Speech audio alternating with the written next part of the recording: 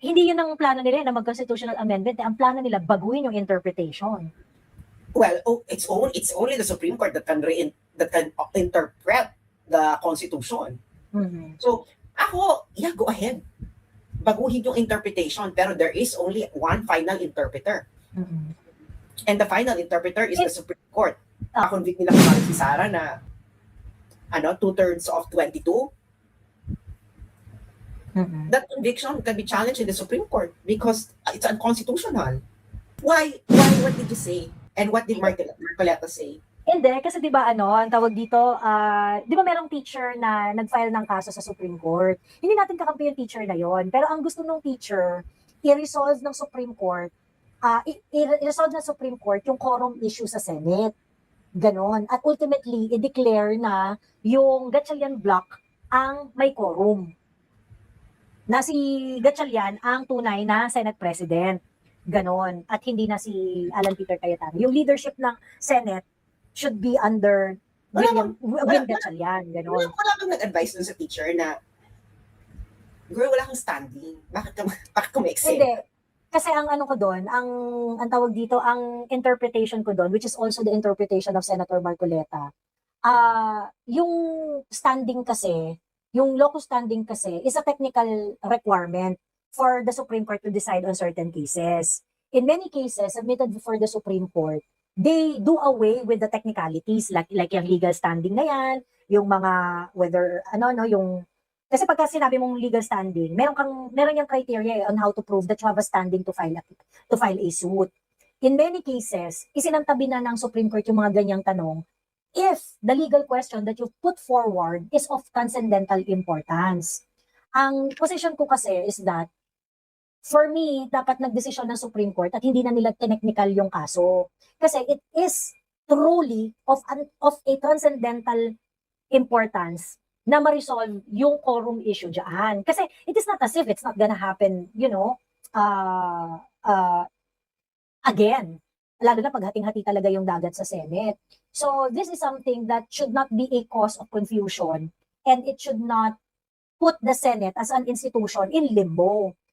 Ito yung mga bagay na dapat nagdidesisyon ng Supreme Court regardless merong ma-present na exact damage yung individual o wala, yung mga ganyan. Hindi na yun importante eh. Kasi nga, ang nakaano dyan is yung function ng Senate as an institution. Yun yung nakataya dyan.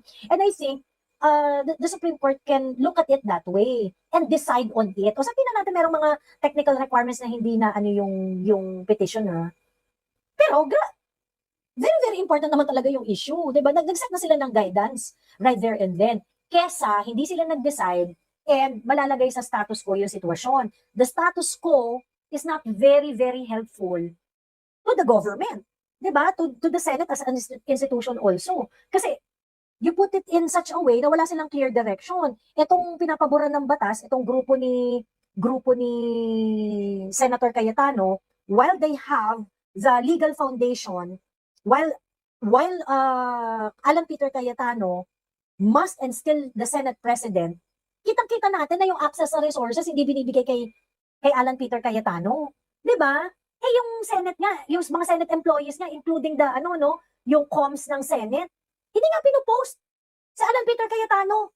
'Di ba? Ang tawag na nga lang yung mga empleyado dun sa Senate, tawag na lang kay Alan Peter Cayetano, senator eh.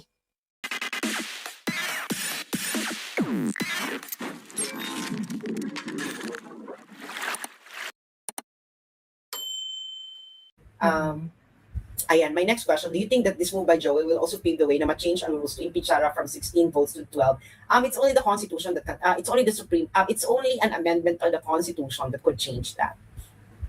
Mm-hmm. And even if they successfully amend the Constitution, the amendments cannot apply to the current administration.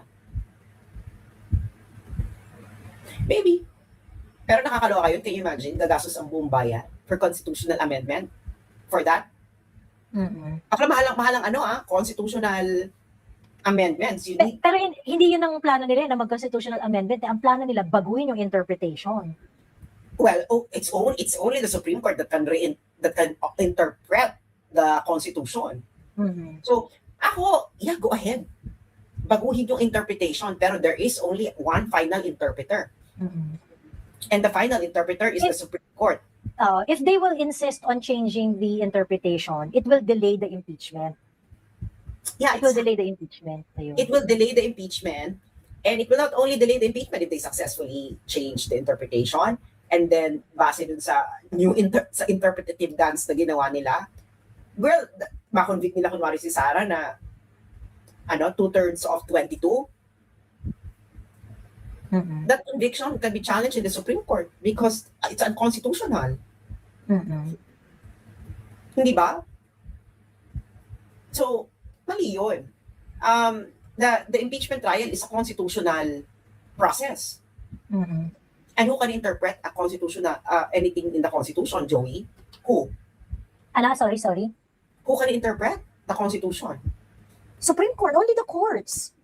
Only the Only the courts. Supreme Court. Only the Supreme Court. So, Mm-mm. if it's a constitutional process, then it is a process subject to judicial review ng Supreme, di ba, ng Supreme Court. Mm-mm. Halatang-halata na sila na they would like to change and break everything in order for them to pursue their political agenda and then for them to be in power. Mm-mm. Ayan. Sabi ni, balik lang tayo very, very quick. Sabi ni Strictly, nag-sink in after watching the video yung pag-center ng PGMN as if it's the only group na winalangyani ni MR. SMNI, Miss Joey and Banat Bay wants to know your location. Ika nga, kasi ang dating, siya lang ang victim. Actually, yan rin yung valid yung criticism na yan. Kasi kumbaga parang, ang concern lang niya talaga yung sarili niya eh. Diba? Na pinagtripan siya, ganon. Oo, So, hindi na siya nagkaroon ng sense of perspective na oo. Franco, yeah, we understand na pagtripan ka, pero you're not the first. And you're certainly not going to be the last. Correct. Ayun. So, di ba kaya nga sabi ko, okay, fine. Etong galit si Franco kay MR and whoever na nag-set up sa kanya kung ano man yung pinaglalaban niya. Pero it doesn't mean, it doesn't mean na kakampi natin siya doon sa pinaglalaban natin. Kasi yan yung isang badge dyan na hindi naman niya kasi nakikita yung iba na victim. Ang nakikita lang niya yung sarili niya as victim. 'Di ba? So sila, ang concern lang talaga nila, siya, tsaka yung firm niya. Kaya we're not the same, 'di ba? Di ba yung sinabi ko rin yung last time? Kaya kasi sinasabi ko, we're not the same. Hindi natin sila kakampi when it comes to advocacies. 'Di ba? Hindi talaga natin sila kakampi. May sarili silang lakad. At yung lakad nila, yun nga, yung kung ano man yung ginagawa nila ngayon. Yun yung lakad nila. Hindi talaga natin sila kasama. Ganon. So, yun. And ang badge niyan, isa sa mga ebidensya nung pagtingin ko na yun, ayun nga, dahil nga, kasi ginawa rin, di ba, yung kay CJ Hero rin naman na content di ba? Hindi rin niya in-acknowledge na pinag-uusapan na to within yung hindi mo pera yan, yung MOOE na yan, pinag-uusapan na yan ng DDS community long before they started questioning it. Diba? So may ganun talaga yung PGMN. Meron silang yung parang eksena lang nila. Ganun. Kaya sa akin, take it with grain of salt. Ganyan yung eksena nila. Kung ano lang yung may pakinabang tayo, di yun lang yung pulutin natin. Unang-una sa lahat, Franco is BBM guy. Ayun. So, hindi niya kakanain si BBM, that's for sure. So, there's really no point na for me nasabihin na, hindi ako naniniwala kay Franco kasi ganito, ganyan. Kasi hindi niya binira si BBM. Hindi niya talaga bibirahin si BBM kasi BBM guy nga siya. Diba? Hindi talaga bibirahin yun. So, parang sa akin, hindi na issue yung part na yun na bakit hindi niya binibira si BBM. Kasi nga, at the onset, BBM guy naman talaga siya. Diba? Ayun. Hindi nga niya bibirahin because former client niya si BBM. Yun ang sinasabi ko sa inyo, di ba? He will never, meron siyang, that's his work ethic. Gets nyo? So, kung ikaw politiko ka, kukunin mo si Franco. Kasi kasi yung maganda kay Franco, no? No matter what you say about Franco, you know, his work ethic is you've been a client, you ended your professional relationship, but the professionalism of Franco stays. Hindi dahil na may kumuha sa'yo o birahin mo yung former client mo, gagawin niya because there's a pay. No, because for Franco, yun yung pinapangalagaan niya na Yun yung, that is his branding. May, Once may boundaries siya. may boundary siya. Once you become a client, he will help to build your image. He is like a classic PR. Mhm. Gets nyo? Oo. So meron siyang old school mentality na Oo. hindi dahil merong bayad papatira mo sa akin yung former client ko. Hindi ganyan si Franco. Hindi siya mercenary. He is not a mercenary. Look at what happened to the BBM when he got BBM. What did he do with BBM? He just built BBM image, may packaging, etc. And then that's it. Mhm. So he's very good at that in image making, in letting his client talk to the right people, to be seen with the right people, ganyan. And Kaya, send the right message to the public. oo, kaya nga tayo Diba? siguro napudol dahil ganun kagaling si Franco maging PR. Correct, totoo. Malaking factor talaga yung BBM vlogs. Sa totoo lang, malaking factor talaga yun sa Magaling kagaling. And I already told this to Franco before. You know, if it's not because of you, patay ang BBM vlogs. Walang if you look at the audience, Mhm. mas malaki yung nung panahon ni Franco. And No, he not even that, Sas. People referred to the vlog noong 2022. It became a crucial talking point noong 2022. Hindi. Nasabi na yan ni BBM sa BBM vlogs niya, ganyan-ganyan. Napag-usapan na yan ni BBM nung ganyan. Meron na siyang content about, di ba, meron nga siyang mga content doon about flooding, how to resolve it, yung mga ganun-ganon. Naglabas na siya ng kung ano-ano ideas niyan on certain issues na binalikan noong 2022. And it helped a lot doon sa image building ni BBM kasi it doesn't sound like he's speaking about it noong 2022 lang. Kasi the video were already shot noong 2020, 2019, 2018, ganyan-ganyan. Kumbaga parang matagal na siya. So parang, meron, nabigyan siya ng sense of consistency pagdating dun sa mga political position niya kasi nasabi niya na yun before eh. Hindi lang dahil tumatakbo siya ng 2022. But of course, we all know, part yun ng budol talaga. Part ng budol yun kay BBM. Ayun. So ayun ang eksena. No? He was very good. Franco was very good. Let's give credit where credit is due. And ayun na nga. And if you don't like that Franco is a PR, it's just like why wouldn't you like he's really a PR, that's his job. So and ayun ang eksena. So Martin fucked up Franco and Matibag as Franco said. So ayun ang eksena ni ano no. Ni Franco. Ni Matibag, wala ka Matibag. What did you do? Like, pinagkakaperahan mo? Sa akin naman, di kung gaganti ka, di gumanti ka. Basta ako kukunin ko lang kung ano yung pakinabang sa eksenang ito. Di ba? Di kung gagawin mo, di good for us. Di ba?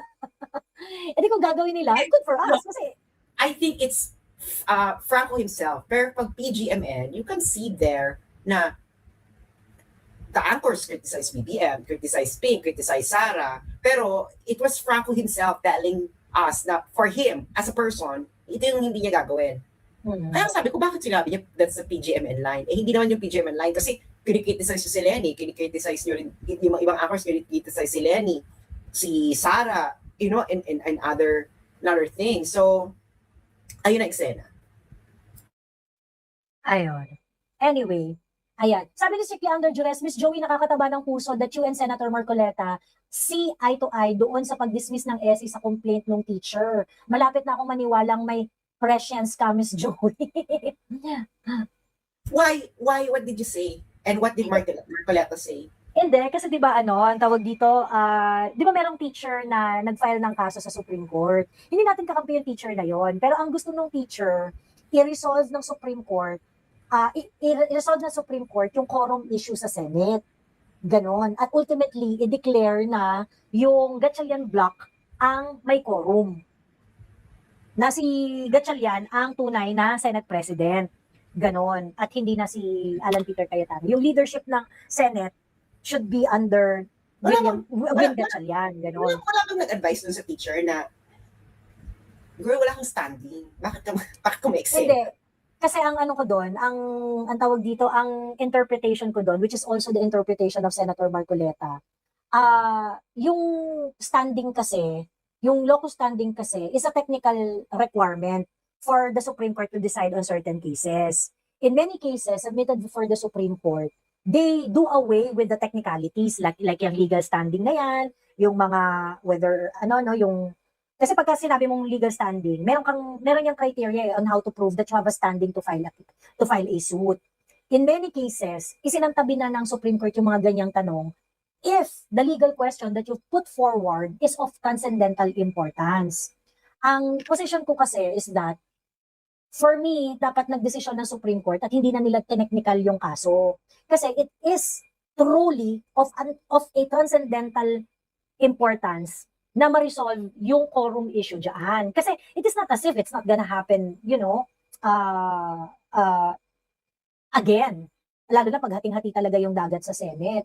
So this is something that should not be a cause of confusion, and it should not put the Senate as an institution in limbo. Ito yung mga bagay na dapat nagdidesisyon ng Supreme Court regardless merong ma-present na exact damage yung individual o wala, yung mga ganyan. Hindi na yun importante eh. Kasi nga, ang nakaano dyan is yung function ng Senate as an institution. Yun yung nakataya dyan. And I think, the Supreme Court can look at it that way and decide on it. O sabihin na natin merong mga technical requirements na hindi na ano yung petitioner. Pero very, very important naman talaga yung issue. Diba? Nag-set na sila ng guidance right there and then. Kesa hindi sila nag-decide and malalagay sa status quo yung sitwasyon. The status quo is not very, very helpful to the government. Diba? To the Senate as an institution also. Kasi you put it in such a way na wala silang clear direction. Itong pinapabura ng batas, itong grupo ni Senator Cayetano, while they have the legal foundation, while Alan Peter Cayetano must and still the Senate President, kitang-kita natin na yung access sa resources hindi binibigay kay Alan Peter Cayetano. 'Di ba? Yung Senate nga, yung mga Senate employees nga, including the yung comms ng Senate, hindi nga pinopost sa Alan Peter Cayetano. 'Di ba? Ang tawag na nga lang yung mga empleyado dun sa Senate, tawag na lang kay Alan Peter Cayetano, senator eh. 'Di ba? Ano yun? Yung constitutional provision at saka yung rules ng Senate, very, very clear ang sinasabi doon. You need 13 votes. Diba? So, yun yung naging position ko doon. And that is also the position of Senator Marcoleta, na dapat yung Supreme Court nag-decide dyan. Hindi sila dapat nagpaka-technical. Yung sinasabi nila na, ano ang tawag dito? Alam mo, Joey, the actuations na naman ng Senate ngayon is they believe that they don't have a quorum. Kaya nga kailangan magkaroon ng special session eh. Kaya nga sabi ni Bam, kung maging 30 na kami, or etc. So those actuations already say na wala kayong quorum. So, yeah, pero wala silang, in practice, wala silang, yung, kasi pag Senate President ka, yun ang trabaho mo eh. Ikaw dapat yung may control pati administrative, kembot sa Senate, ang pipirma sa Senate President. Yung OSA, ang direction niyan manggagaling sa Senate President. Yung mga trabaho ng empleyado, yung yung sa comms and everything. Pero in practice ngayon, ni-usurp na yun ni Win Gatchalian. Usurpation nga ng authority. Oo. That is the real issue there. Ngayon, ang ginagawa ninyo, gusto niyo i-formalize yung usurpation of authority. Kaya tinatakot yung ibang senator na mga kaso. And, ayun na nga, we have a martial law. We have an undeclared martial law. Hindi kailangan ni BBM mag-declare ng martial law in order to do the practices of his father. Kasi pwede naman palang ipitin na lang ito ng ganyan eh. Hindi ba? So, hindi niya kailangan magkaroon ng ganong dramatic eksena. Franco may be good at his craft, but I don't think he is a principled or moral person.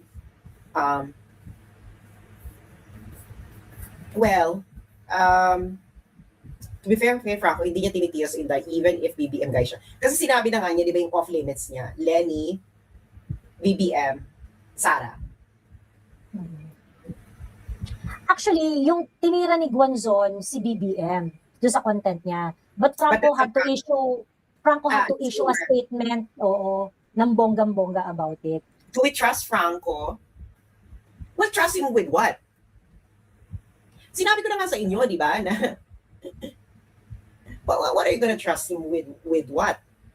Eh, hindi naman si Franco yung nagsasalita, mga anchors sa PGMN, eh, iba-iba sila. So you have Guanzon, you have different types of people. Eh, just hold to account that PGMN believes in unlimited freedom, absolutist daw sila ng freedom of speech. So ibig sabihin, si Franco, he has his own point of view. Pero yun nangyari nga kay Guanzon, he still allowed it. Kasi nga, if he doesn't allow it, edi wala ka na. Wala na sa vision ng PGMN ang absolute freedom of speech. Do we trust Franco? Hindi nga. Kasi sinasabi ko pa ulit-ulit. Hindi natin siya kakampi. May iba siyang lakad. We just take whatever benefit us. 'Di ba? Kung saan tayo magbibigay, awayan niya. Kagaya niyan, he stood by his statement na si Matibag ganito. O edi tangina, 'di ba? O ano yan, Matibag, ba't mo pa sinasagot, 'di ba? So, ang point lang diyan is that kung ano yung makapapakinabangan natin out of this personal journey ni Franco Mabanta dahil napunta siya dun sa sitwasyon na kung saan siya yung tinire, di ba? O di, I'll take that. But it doesn't mean na magkakasama tayo sa laban. Kasi iba nga yung laban niya. Iba yung lakad nila. Ayun. Yeah, oo, may iba siyang lakad pero G kasi may pakinabang tayo sa iba niyang lakad. Correct. Ayun. Ganun lang kasimple. Ganun lang kasimple. Ayun. Correct, huwag tayo palaaway hanggat hindi naman binabalahura mga Duterte, sabi ni Light_GG. Correct. Diba? Hanggat may pakinabang, ayun. Sabi ni Shalom, I agree with Joey and Senator Marcoleta. I want the Supreme Court to settle the issue to stop this constitutional stalemate in the Senate. Oh, very important yan. It's really of transcendental issue. Yan yung mga few instances that they have to decide. Ganon.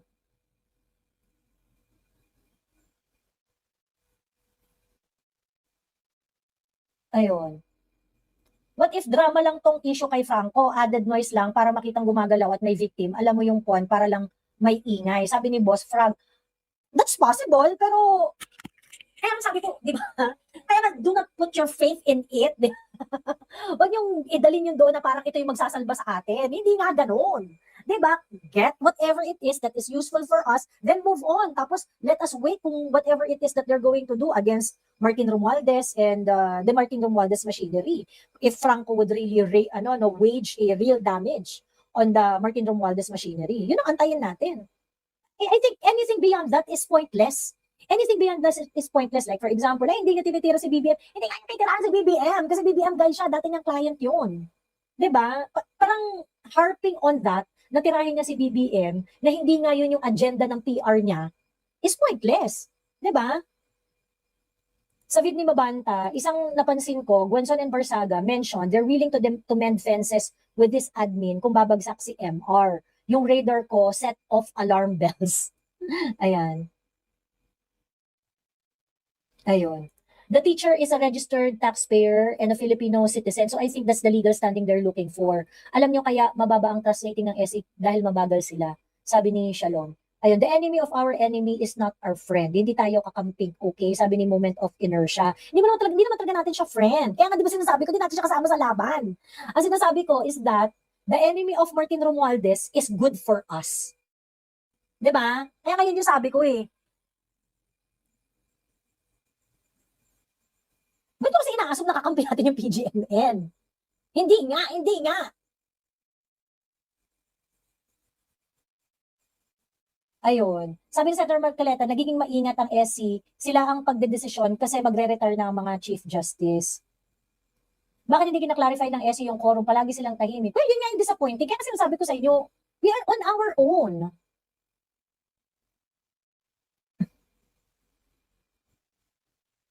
Ayun. Miss Joey, hindi para sa'yo yun. Para doon sa nagtatanong kung kakampi natin. True. What about Regal Oliva? Sabi ni Flood Control Scam. Regal Oliva, nakita nyo naman yung content niya before eh. 'Di ba? She goes where the virality goes. Meron din siyang issue na not very original yung content niya. 'Di ba? Eh kayo, kung may papakinabangan kayo sa content niya, di kunin ninyo. May customer relationship management si Franco. I think yun yung difference niya doon sa ibang mga PR firm. Ayun. Ayan, sabi ni Tita Jobeth, may PM ako. Noted, Tita Jobeth. Ayan.